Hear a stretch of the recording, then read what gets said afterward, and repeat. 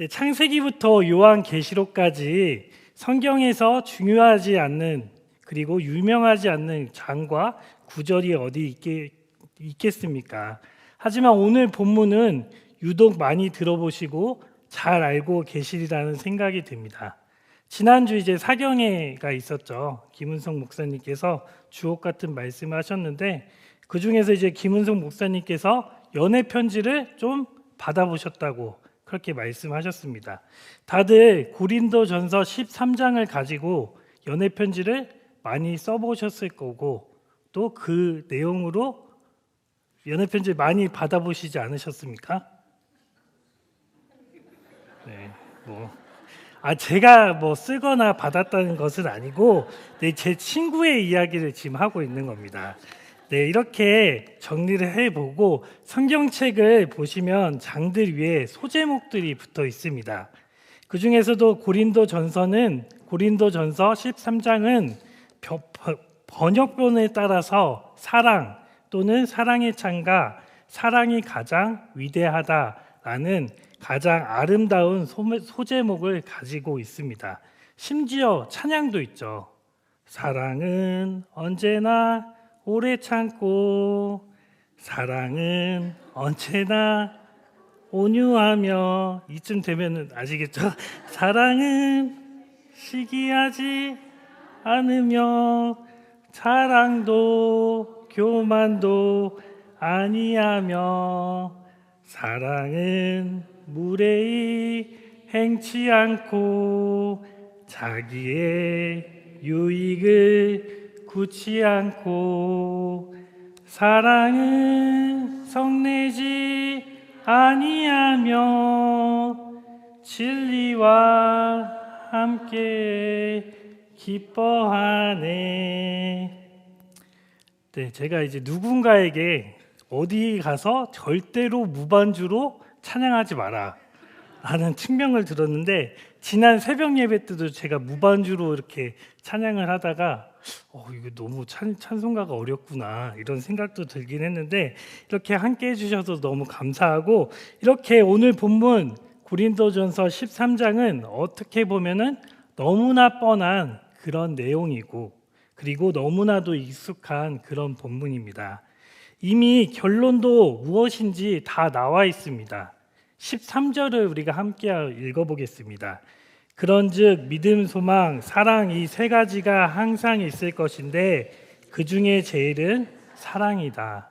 네, 결론은 사랑이 제일이라는 그런 말씀입니다. 이렇게 수요 기도의 설교 날짜가 정해지고 어떠한 말씀을 정할지 고민하고 또 기도했습니다. 그러던 중에 너무나 뻔한 말씀이지만 우리가 살아가는 이 시대에 가장 필요한 말씀이 사랑이지 않을까라는 생각이 들어서 이제 고린도전서 13장으로 말씀을 전해야겠다 딱 정하고 이제 곧 저와 이제 가장 가깝게 지내게 될 분에게 나 이제 이번 주 수요일 날 설교로 고린도전서 13장을 본문으로 정했어 라고 이렇게 이야기를 했습니다. 당연히 저는 응원을 받고 그래 한번 잘 준비해 봐라 이런 이야기가 들릴 줄 알았는데 고린도전서 13장? 사랑장이네? 근데 너가 왜? 약간 이렇게 이야기를 하는 겁니다. 그래서 이게 비웃는 것 같으면서도 비웃지 않으면서 그 속에 대답 속에 너가 사랑을 알아? 너나 먼저 사랑을 해 이렇게 이야기하는 것처럼 느껴졌습니다. 근데 아니나 다를까 제 안에 사랑이 있나 말씀을 준비하면서 먼저 생각해 봤는데 저는 그 사람에 대한 사랑은 아주 큽니다. 어린아이들을 보고 지나가는 사람들을 보며 어떤 표정을 짓고 어떠한 감정을 가지는지에 대해서 관심이 많이 있는데 하나님이 만드신 자연이나 동물에 대해서는 아무런 관심이 없습니다. 작년부에서도 이제 여러 번 설교를 했었는데, 그러니까 하늘을 보게 된 지가 몇 년이 되지 않았습니다. 그리고 꽃을 보고 이게 아름답다라고 느끼는 게 지금도 사실은 그게 느껴지지 않는데 잘 모르겠습니다, 사실. 근데 이렇게 하나님이 만드신 자연과 동물 또 분명히 우리에게 사랑의 대상이 될 텐데 저에게는 그 사랑이 너무나도 부족했다는 것을 느꼈습니다. 지금 참 아름다운 계절인 가을을 지나고 있지 않습니까? 오곡백과를 통하여 느끼고 즐기며 감사할 것들이 너무나도 많이 있는데 저는 자연과 동물에게서는 그와 같은 사랑을 느끼지 못합니다. 이처럼 우리가 사랑해야 할 것들이 너무나도 많이 있고 우리가 관심을 가져야 하는 것들이 있는데 우리 마음속에 얼마나 그 사랑을 잘 실천하고 있는지 오늘 이 시간을 통하여서 스스로에게 질문해 보았으면 좋겠습니다. 우리가 지금 살아가고 있는 이 현실 속에서 일어나고 있는 일들이 지금 우리의 기억 속에서는 점점 잊혀지고 있는데 1년 전에 수많은 청년들이 안타까운 사고를 당했고 또 길거리에서 무차별로 사람을 찌르는 그런 일들이 생기게 되고 학교에서 학생과 선생님들 사이에 여러 가지 어려움들이 생기고 또 누구나 쉽게 구할 수 있는 마약이나 쉽게 행할 수 있는 죄들이 너무나도 만연한 이 현실이지 않습니까?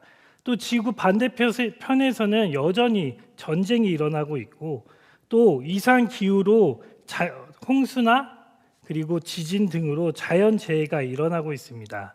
우리는 어떻게 보면 영화보다도 더 영화 같은 현실을 살아가고 있습니다. 이와 같은 일들을 통해 누군가의 잘잘못을 따지자고 이야기하는 것은 절대로 아닙니다.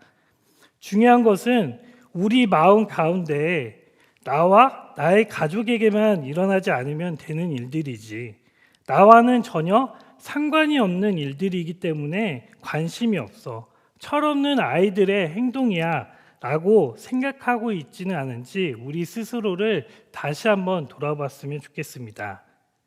당연히 일어나는 모든 일에 대해 사랑하는 마음을 가진다는 것은 절대로 쉽지가 않을 것입니다. 나에게 관심이 되는 것에 온 시간과 물질을 투자해도 부족하기 때문에 다른 사람, 다른 일들이 눈에 들어오지 않는 것이 지극히 정상적입니다. 나 그리고 내 가족, 내가 속한 연동 공동체만 챙기는 것만으로도 충분히 버겁다는 생각이 듭니다.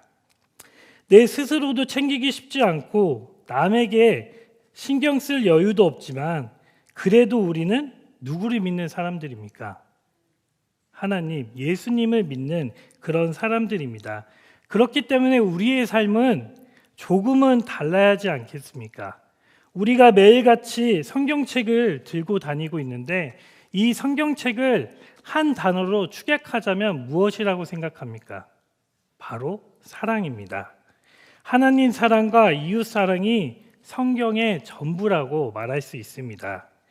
우리가 살아가고 있는 현실과는 전혀 반대되는 그런 이야기입니다. 마태복음 22장 37절에서 39절의 말씀을 함께 읽어보겠습니다. 예수께서 이르시되 내 마음을 다하고 목숨을 다하고 뜻을 다하여 주 너희 하나님을 사랑하라 하셨으니 이것이 크고 첫째 되는 계명이요 둘째도 그와 같으니 내 이웃을 내 자신같이 사랑하라 하셨으니 하나님께서는 가장 크고 첫째 되는 계명을 무엇이라고 했습니까? 하나님을 사랑하고 이웃을 사랑하라고 말씀하십니다. 하늘에 계신 하나님을 마음과 목숨과 뜻을 다해 사랑하고 이와 같은 동일한 마음으로 우리 주변에 있는 이웃을 사랑하라는 것이 가장 크고 가장 첫 번째 되는 계명입니다. 이렇게 우리는 이 계명, 가장 큰 계명을 지키고 있는지 우리 스스로 생각해보고 우리의 신앙을 점검해 볼 필요가 있습니다. 원래 기본을 지키는 것이 가장 어렵지 않습니까? 제게 있어서 이 기본을 지키게 하기 가장 어렵게 하는 사람이 있습니다. 원래 적은 가장 가까운 곳에 있죠. 그 사람이 누구일까요? 네, 바로 저희 이제 아버지입니다. 혹시 목사 안수식 때 이제 보셨을 수도 있는데 그냥 누가 봐도 오한빛의 아버지는 저 사람이다. 네, 이 뭐 이제 토요일 날 결혼식을 하는 딱 보시면 아실 거예요. 그냥 유전자의 힘이 너무 큽니다. 그냥 너무 똑같이 생겼는데 이렇게 너무나도 닮은 저의 아버지가 왜 저의 마음을 어렵게 하는지 생각해 보면은 학창 시절로 좀 올라가 봐야 합니다. 아버지는 나름대로 가족들에게 좋은 것을 주려고 이렇게 노력을 많이 하셨던 것 같습니다. 근데 아버지가 하는 것마다 잘 되었으면은 제가 아버지를 사랑했을까요? 사랑하지 않았을까요? 네. 어떻게 그렇게 하는 것마다 손을 대는 것마다 안 되는지 마이너스의 손이 아니라 마이너스의 손인 겁니다. 그냥 하는 것마다 족족 안 되고 또 이제 그 안 되다 보니까 또 빚을 지게 되고 또 그 빚을 해결하려고 또 다른 것을 손대다 보니까 또 어떻게 돼요? 또 안 되는 겁니다. 이게 악순환의 연속이 되었습니다. 제가 이제 웬만한 거는 다 잘 먹는데 이제 아시는 분들 아실 거예요. 제가 추어탕은 안 먹습니다.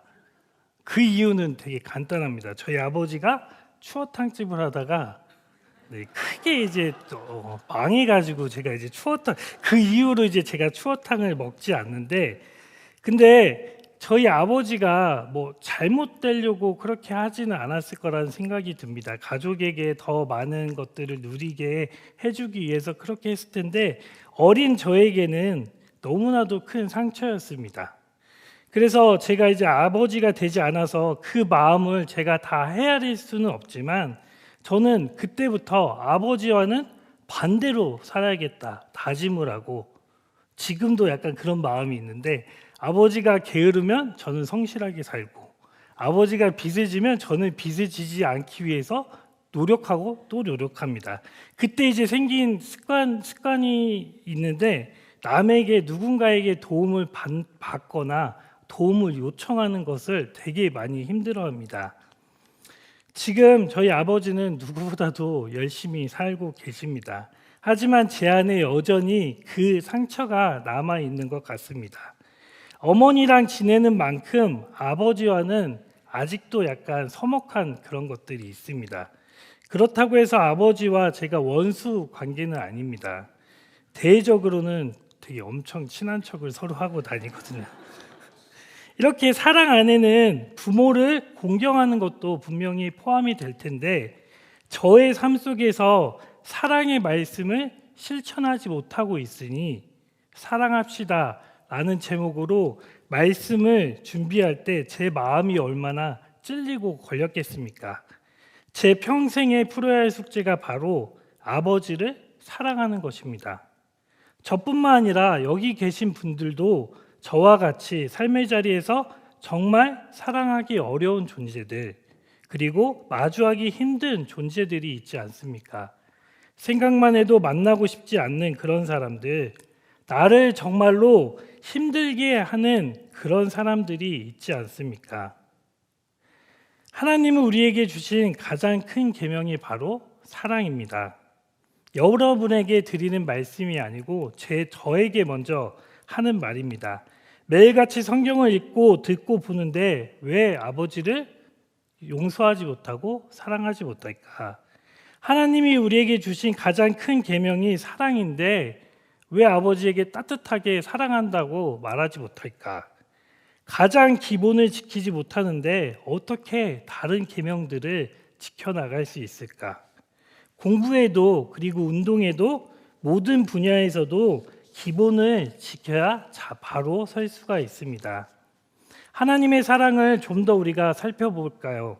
하나님의 사랑이 가장 잘 드러난 사건이 무엇이라고 생각합니까? 바로 예수님의 십자가 사건입니다. 요한일서 4장 9절에서 10절의 말씀을 함께 읽어보도록 하겠습니다. 하나님이 사랑이 우리에게 이렇게 나타난 바 되었으니 하나님이 자기 독생자를 세상에 보내심은 그로 말미암아 우리를 살리려 하심이라. 사랑은 여기 있으니 우리가 하나님을 사랑한 것이 아니요 하나님이 우리를 사랑하사 우리 죄를 속하기 위하여 화목제물로 그 아들을 보내셨음이라. 하나님께서는 죄로 죽을 수밖에 없는 우리에게 하나밖에 없는 아들을 보내주셨습니다. 다른 목적이 있는 것이 아니라 우리를 너무나도 사랑하시기 때문에 더 큰 사랑을 희생하신 것입니다. 이와 같은 하나님의 큰 사랑으로 말미암아 오늘 이 시간 우리가 이 자리에 모여 있을 수 있는 것이 아니겠습니까? 우리의 능력이 뛰어나서 우리가 가진 것이 많아서 이 자리에 있는 것이 아니라 하나님의 크신 사랑이 있었기에 오늘 우리가 존재할 수 있는 것입니다. 과연 이 자리에 계신 분들 중에서 이 사실을 모르시는 분들은 한 분도 없으리라 생각이 듭니다.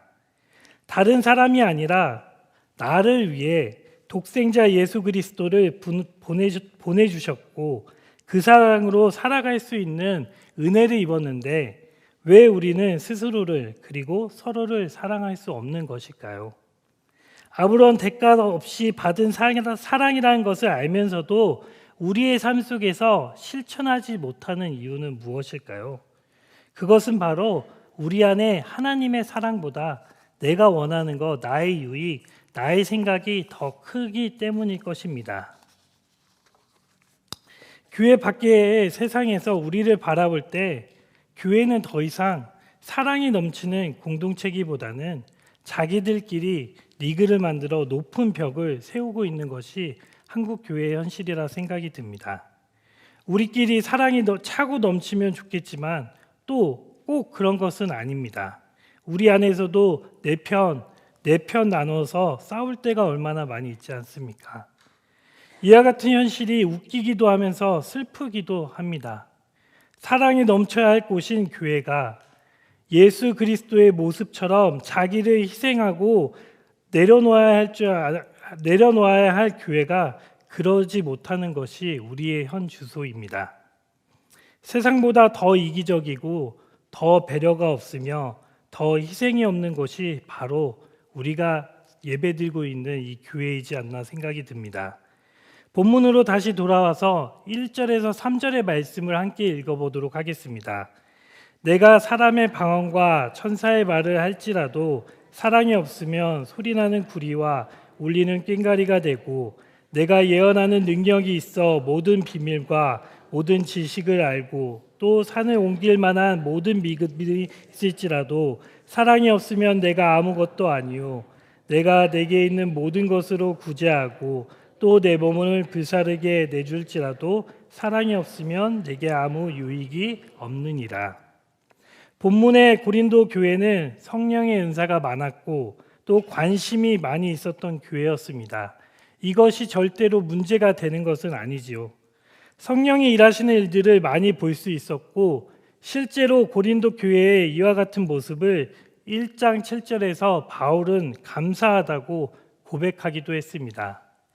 하지만 고린도 교회는 성령의 은사들을 경쟁하거나 우월의식에 빠지는 큰 문제가 생기게 된 것입니다. 바울은 바로 이 문제를 지적한 것입니다. 바울은 1절, 2절, 3절을 통해서 사랑이 없는 교회의 모습은 아무것도 아닌 것이라고 분명하게 이야기하고 있습니다.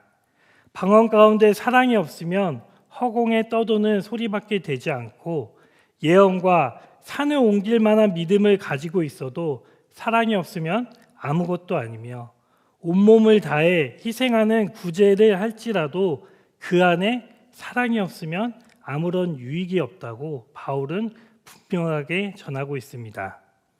공동 번역에서는 마지막 3절을 내가 남을 위하여 불 속에 뛰어든다 하더라도 이렇게 번역하고 있는데 그 안에 사랑이 없으면 아무 소용이 없다고 이야기합니다. 자기를 희생한다는 것이 절대로 쉬운 일이 아닙니다. 예수님의 모습처럼 자기의 몸을 내어준다고 해도 그 안에 사랑이 없으면 아무것도 아니라는 뜻입니다. 은사의 모습을 뛰어넘어 우리는 교회 안에서, 가정 안에서, 그리고 직장 안에서 어떠한 마음을 가지고 열심을 내는지 생각해 보아야 합니다. 무엇이 우리 마음에 가득 채워져서 달려가고 있는지 다시 한번 돌아봐야 합니다. 어쩔 수 없이 해야 하니까 더 높은 자리에 올라가기 위해서 나의 이름을 알리기 위해서 나아가고 있지 않은지 우리의 신앙을 점검해 보아야 합니다. 만약 우리의 마음에 사랑이 없다면 그 어떤 열심도 아무것도 될 수가 없다는 것을 오늘 본문 말씀을 통해서 다시 깨달아야 합니다. 특히 교회 안에서 봉사를 하거나 헌신을 할 때 우리의 마음을 더더욱 주의해야 합니다.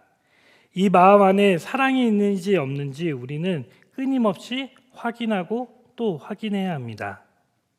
지금 제가 장년부 가족들을 섬기고 있습니다. 매주일 오전 10시 20분부터 11시까지 드보라의 방에서 우리가 예배를 드리고 있습니다. 근데 장년부 어르신들이 저를 얼마나 사랑해 주시는지 모릅니다. 저를 볼 때마다 우리 이제 전에는 전도사님이었는데 이제 우리 목사님 얼굴이 너무 하얘지셨어요. 어쩜 이렇게 더더욱 잘생겨지셨어요. 이렇게 항상 저를 응원하고 칭찬해 주시는데 저는 장년부 어르신들이 절대로 거짓으로 이렇게 이야기한다고 생각하지 않습니다. 맞죠, 권사님? 네. 그래서 저는 항상 장년부 어르신들에게, 장년부 가족에게 드리는 말씀이 있습니다. 제가 가진 것보다 너무나 많은 사랑을 받고 있습니다. 라고 이야기합니다. 네. 이게 왜 그런지 모르는데 아무튼 네. 제가 이제 이게 작년부에 저번 주에 이제 설교할 때 말씀을 드렸었는데 이제 제가 연동교회 와서 너무 많은 사랑을 사실 받고 있고 많은 사랑을 너무나 받고 있어요. 그래서 항상 제가 이제 생각하고 있는 게 이렇게 크신 사랑을 저에게 주셨는데 이 사랑을 어떻게 흘려보내야지라는 고민을 매일같이 합니다. 정말 이번에 이제 목사 안수도 그렇고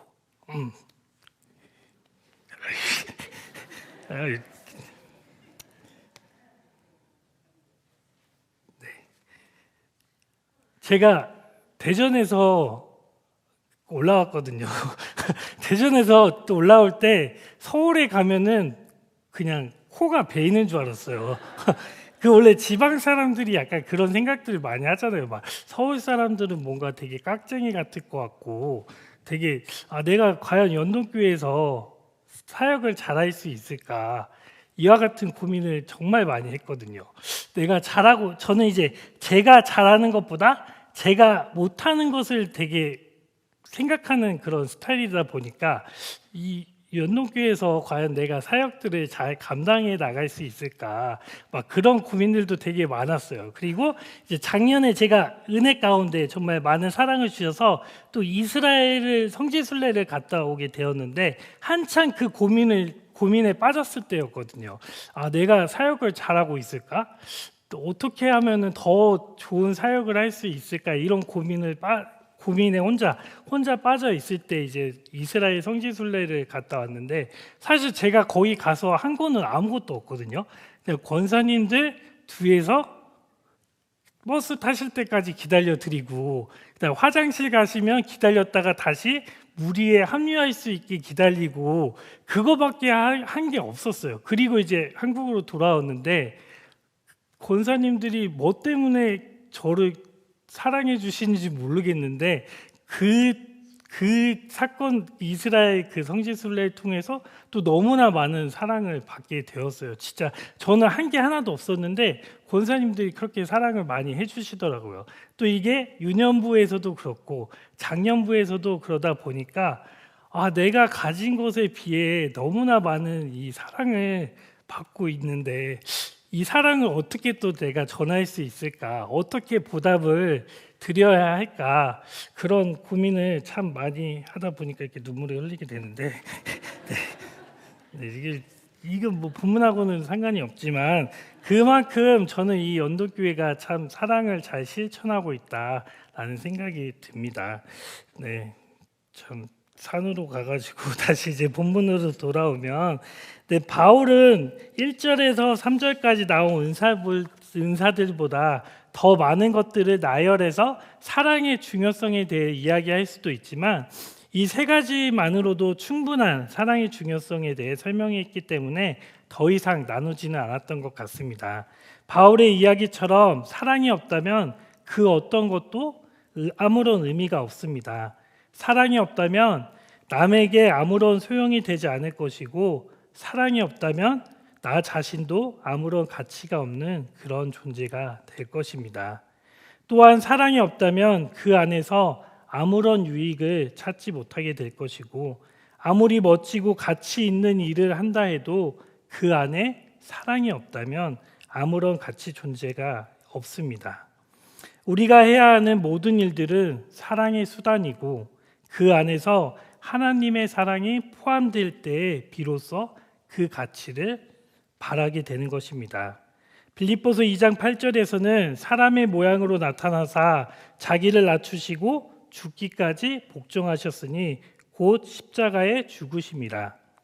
고린도전서 4장 7절에서는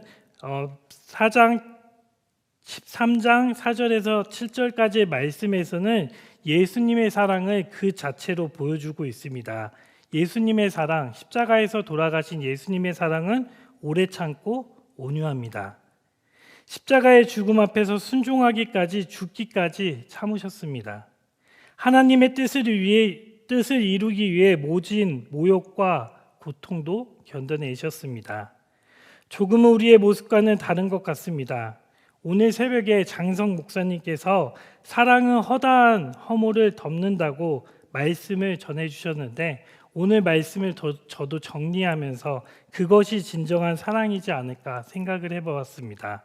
사랑은 오래 참고 온유하기 때문에 상대방의 실수나 잘못을 덮어주는 것입니다. 하지만 우리가 살아가고 있는 이 현실은 너무나 싸나운 시대를 살아가고 있는 것 같습니다. 조금 손해를 보거나 상대방의 실수, 약점이 보이면 맹수처럼 달려들지 않습니까? 운전을 하다가 앞에 조금이라도 끼게 되면은 빵빵하고, 또 길을 가다가 살짝 부딪히면은 참지 못하고 성을 내는 경우가 종종 있지 않습니까? 이와 같은 각박한 현실 속에서 예수님과 같은 모습을 찾기란 정말로 쉽지가 않습니다. 우리 교회 아니라고 별반 다르지 않습니다. 또 예수님의 십자가 사랑에서 자랑을 찾아볼 수 있겠습니까? 교만한 모습을 찾아볼 수 있겠습니까? 십자가의 자리 그 자체는 겸손입니다. 무례히 행하시지도 않으셨고 자기의 유익을 구하시지도 않으셨습니다. 성을 내거나 악한 것을 생각하지 않으셨고 불의를 기뻐하시지도 않으셨습니다. 오직 하나님의 뜻을 따라 순종하기 위해 진리를 기뻐하셨고 또 참고 또 참으신 게 예수님의 사랑입니다. 죽기까지 순종함으로 마침내 가장 아름다운 사랑을 이루신 분이 바로 우리의 예수님입니다. 이 사랑은 한시적으로 끝나는 것이 아니라 영원한 사랑이라 말할 수 있습니다. 예수님이 보여주신 영원한 사랑은 자기 자신을 위한 것이 아니라 우리를 위한 사랑입니다. 아무런 대가를 바라지도 않으시고 희생하신 그 사랑. 사랑은 곧 내어줌입니다. 나의 자리를 내어줄 때 누군가가 그 자리를 채울 수 있고, 내가 낮아질 때 누군가가 높아질 수 있으며, 내가 약해졌을 때 누군가가 강해질 수 있는 것이 바로 예수님이 보여주신 사랑입니다. 희생과 배려, 겸손과 낮아짐이 동반되어야 사랑의 실천을 할 수 있습니다. 사랑하는 연동의 가족 여러분, 믿음, 사랑, 소망은 언제나 우리와 함께 할 것입니다. 믿음은 하나님의 말씀이 기초이자 내용이며, 소망은 삶의 태도이자 초점입니다. 사랑은 우리 삶의 자리에서의 행동하는 것입니다. 바울은 그래서 사랑에 주목했습니다. 우리의 삶 속에서 사랑을 행동할 때 비로소 위대해질 수가 있습니다. 사랑하자는 것이 절대로 아름다운 것만은 아닙니다. 많은 손해를 볼 수도 있고 또 바보처럼 살아가야 할 수도 있습니다. 그럼에도 불구하고 우리는 사랑하는 공동체가 되기를 소망합니다. 우리가 그 사랑을 선물로 받았기 때문에 우리 또한 그 사랑을 흘려보내야 하지 않겠습니까? 예수님이 우리를 위해 십자가에 달려 돌아가신 그 사랑을 우리 또한 우리의 이웃에게 전해야 하지 않겠습니까? 우리 서로 사랑합시다. 말로 그리고 혀로만 사랑하는 것이 아니라 행함과 진실함으로 사랑합시다. 연동의 가족 여러분, 다들 사랑하실 수 있겠습니까? 네 목소리가 너무 작아서 처음부터 다시 해야 할 것 같습니다. 우리 모두 사랑하실 수 있겠습니까? 네, 감사합니다. 우리의 삶 가운데 사랑이 차고 넘치게 되는 저와 여러분이 되게 주님의 이름으로 축복합니다. 이 시간 우리에게 주신 예수님의 사랑을 찬양으로 고백하며 결단하며 나아가도록 하겠습니다.